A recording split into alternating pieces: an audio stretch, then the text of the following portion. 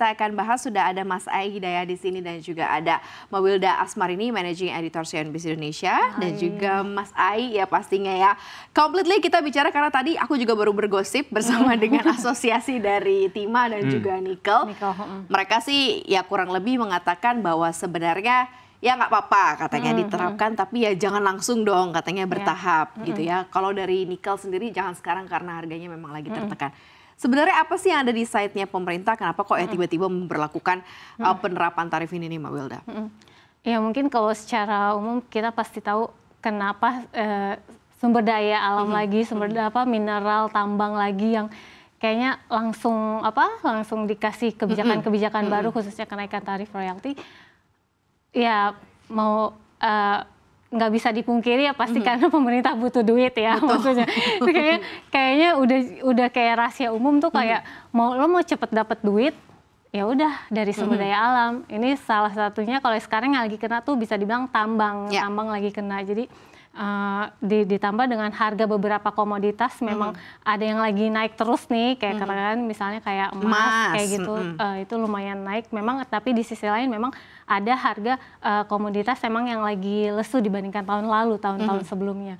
Tapi di sisi lain kan memang kalau untuk kebijakan kan tidak bisa cuma berlaku untuk satu komoditas ini aja gitu, komoditas lainnya nggak naik pasti nggak mungkin. Jadi makanya diterapin kenaikan untuk semua komoditas pasti kayak gitu. Jadi bisa dibilang biar nggak dianggap pandang bulu sih kalau mungkin ya kalau misalnya dari kalau dari sisi pemerintahnya, karena ini kan apalagi peraturan pemerintah dan ini langsung diteken sama presiden. Betul. Jadi mau nggak mau itu harus umum untuk semua PNBP di sektor ESDM. Salah satunya pertambangan mineral dan batu bara ini kayak gitu. 26 April kan hitungannya beberapa hari lagi ya, Mas Ai ya.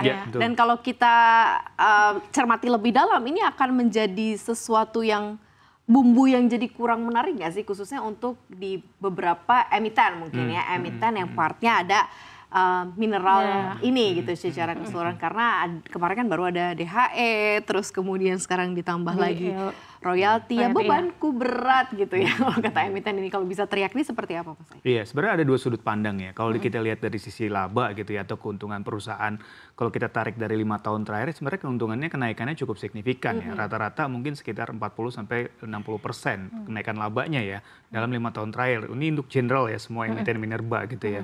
Jadi kalau dilihat memang harga komoditas ini memang 5 tahun terakhir ini lagi sedang hot-hotnya gitu. Jadi wajar aja mungkin pemerintah mengeluarkan aturan ini karena memang satu tadi benar kata Wilda ya paling gampang dari sumber daya alam dan kelihatan duitnya emang ada gitu ya. Daripada susah-susah bikin meramu atau mencari tempat lain ya yang ada aja, kebetulan memang harganya lagi oke gitu kan. Itu dari sudut pandang kalau kita lihat dari laba.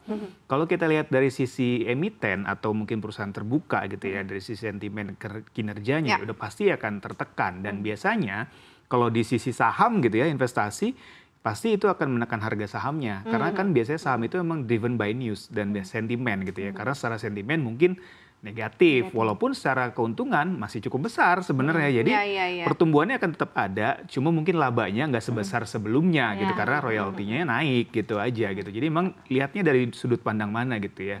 Tapi memang ya mau nggak mau kalau udah peraturan ya harus diikuti gitu. Pasti nanti akan ada titik keseimbangan baru juga kalau buat investor. Gitu. Oke.